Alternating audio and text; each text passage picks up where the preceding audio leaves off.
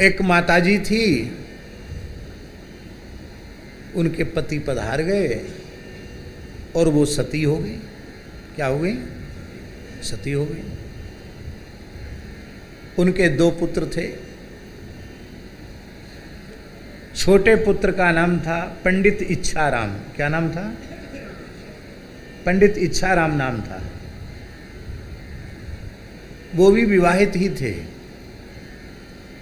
एक कोई दृष्टांत नहीं सुना रहे हैं, सच्ची घटना सुना रहे हैं।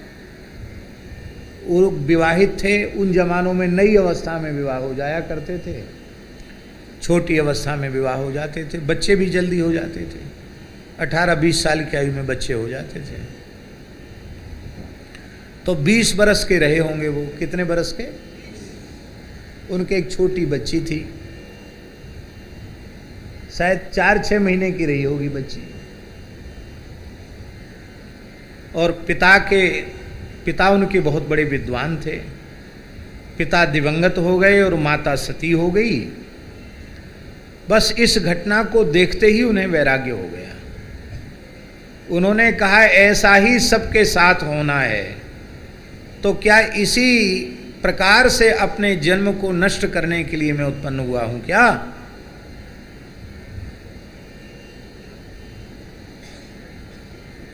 इसी काम के लिए तो पैदा नहीं हुआ हूं।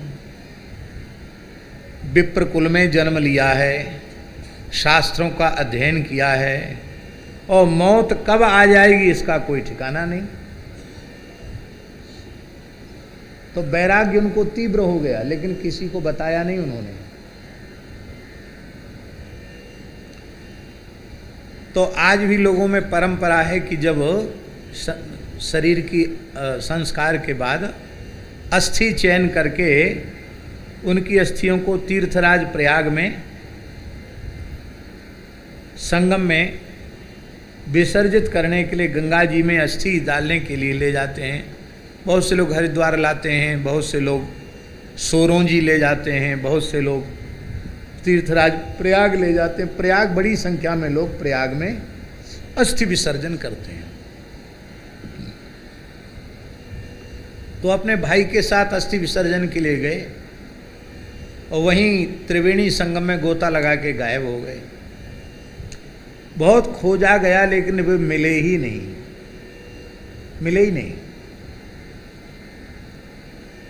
जो छिपना चाहेगा उसे कोई खोज नहीं सकता। वो छिप गए और वे विरक्त संत हो गए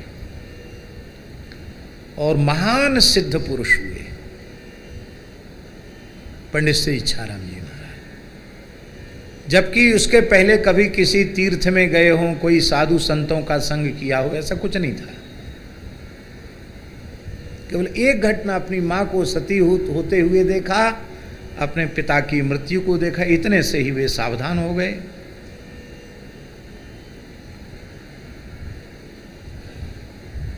बीस 21 वर्ष की आयु रही होगी उनकी। कितनी? और 100 वर्ष जब इस घटना के व्यतीत हो गए तो एक बार घूमते फिरते हुए वो अपने गांव पधारे। कितने? 100 साल के बाद। 100 साल में कितना अंतर? 120 वर्ष हो गया ना एक प्रकार से। तो 20 साल के तो वही थे। तो 120 वर्ष में कितनी पीढ़ियां लोगों की बदल जाती हैं, कितना अंतर आ जाता है। उनके समय का तो कोई जिंदा था ही नहीं।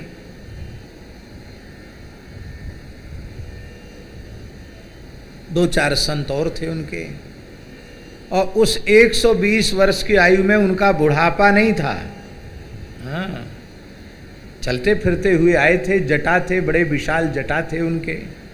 एक कौपीन मात्र धारण करते थे, कमंडलू, और बस कोई संग्रह परिग्रह नहीं।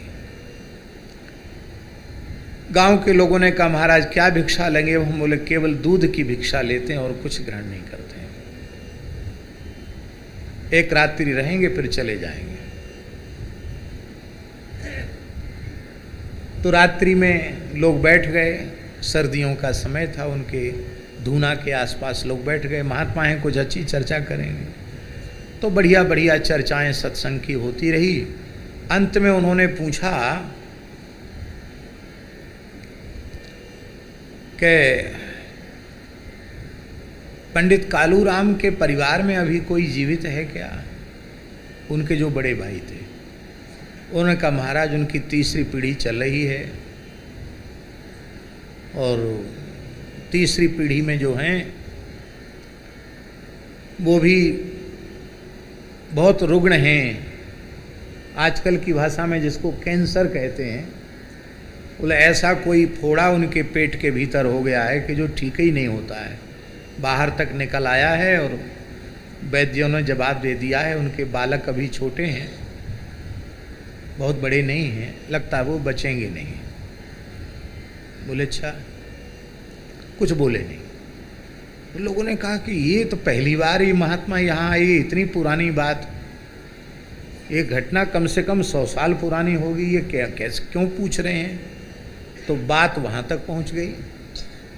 वहाँ तक पहुँच गई तो लोगों ने कहा ऐसे एक महात्मा हैं, आपके बाबा का बाबा का नाम ले रहे हैं।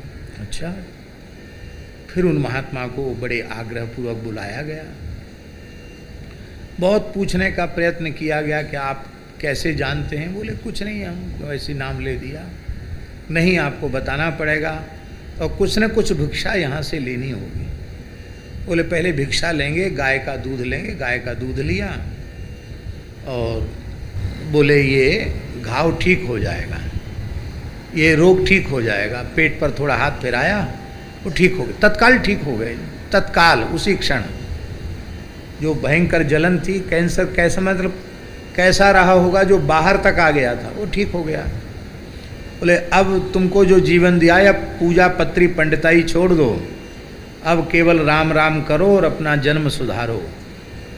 तो महाराज आपने मुझे असह्य कष्ट से मुक्त कर दिया और भजन के लिए मुझे आयु दी है, आप कृपा करके हमें परिचय दें कि हम कौन हैं। बोले आपने नाम सुना होगा पंडित इच्छाराम का, वही मैं हूँ। अब तो लोगों को बड़ी प्रसन्नता हुई, इतने पुराने, अब तक एकदम जवान। तो बोले महाराज फिर आशीर्वाद दे के जाओ। बोले लो मांग लो क्या चाहिए, मांग लो क्या चाहिए। तो उन्होंने कहा कि हम मांगेंगे नहीं, आपकी जो इच्छा हो सो आप दे के चले जाओ। बोले तो ठीक है, तुमने हमारे ऊपर छोड़ दिया तो हम बोलते हैं, तुम्हारी तीसरी पीढ़ी में एक साधु फिर होगा। कह के चले गए। हम ये घटना इसलिए सुना रहे हैं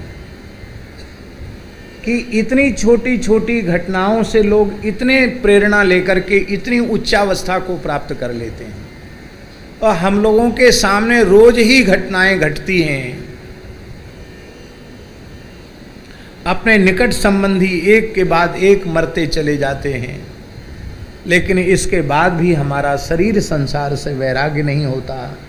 हमारे मन में यह इच्छा उत्पन्न नहीं होती है कि हम अपना जन्म कैसे सुधारें, हम अपना कल्याण कैसे करें। ये इच्छा हमारे मन में